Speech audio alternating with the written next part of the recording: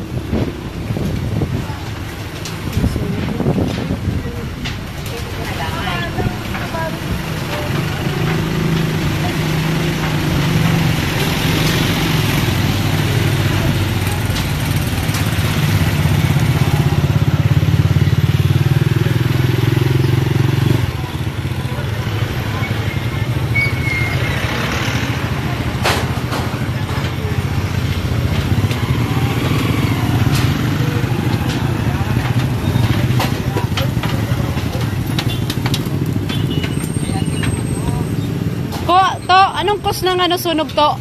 Anong cause ng sunog? Ay, hindi niya alam. Siyempre.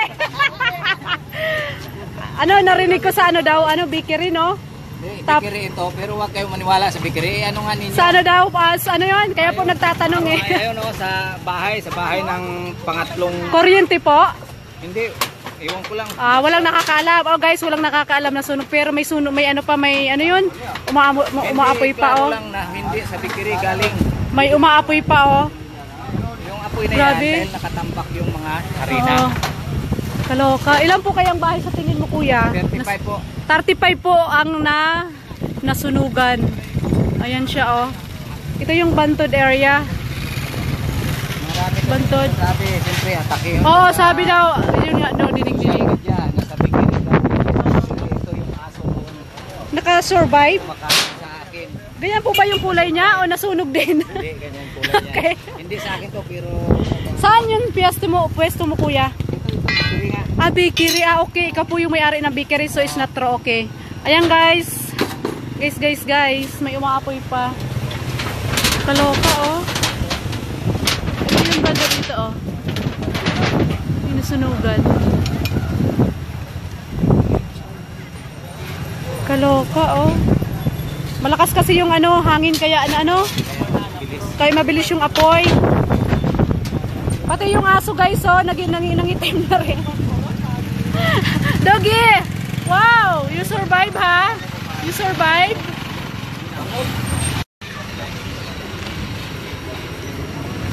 Kaloka, oh.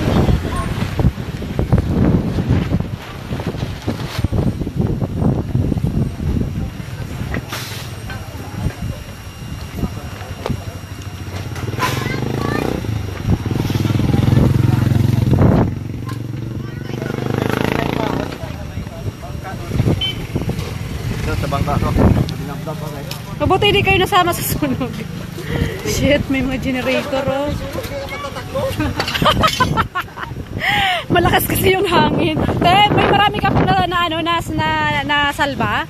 Ikaw po yung may-ari. Ay, wala ka po. Nasaan? Te, nasaan ka po nung panahon na yon? Nasa Kalibo si ate. Ikaw po yung may-ari ng bakery?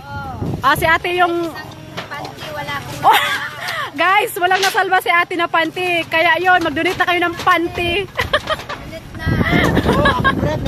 Ayan, ano? Brief ko nasunog, dunitin man ako.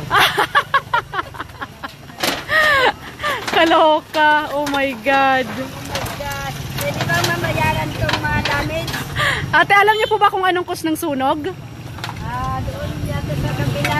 Kasi light material po doon, yung pinagsimulan ng sunog. Ayan guys, walang human error daw. Walang nakakaalam kung ano yung cause ng sunog. So, Ayaw naman nilang sabihin, ayaw nilang magkwento kaya tahimik lang. alam namin pero ayaw namin magkwento.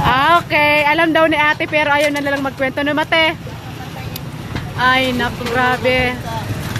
Sabi, manakawan ka na, wag nang masunugan, Tino. Hindi pa ma-approve. So, wala na yun, te. Wala na. Hindi na, I mean, so, kung sino yung may pananagot, siya pananagutin o babayaran kayo? Wala. Wala. Nga. Walang makabayad sa amin. Yung doggy ba? Nakasama ba to sa sunog? Yung yan na yan ang kulay niya. Takbo siya. Oh. Hindi na yung apat kong Ayan guys ha, hindi nasunog yung aso. Yan lang talaga ang kulay niya. talaga. Yung apat kong aso yan ang nuna nila. Yung mga aso. That's good. Oh. Ayun. Masaya na. Anong nangyari sa buhok mo to? Magawa pa lang po gumagawa niya. Mamulot na kayo ng basura ha. Good boys. Ito po mapupulot Ah, ng mga bote. okay. Po namin mga basura dyan.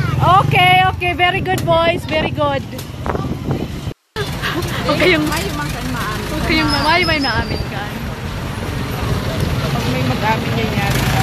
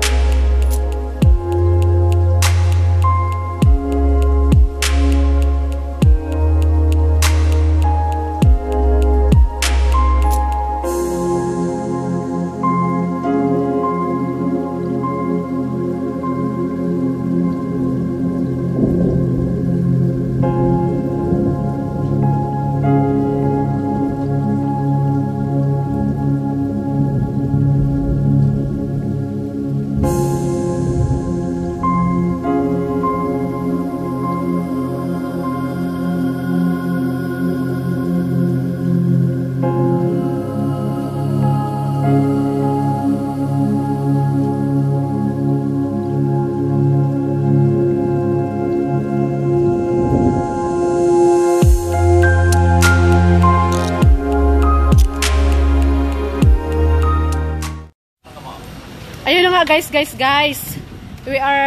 We check the burning after the fire yesterday.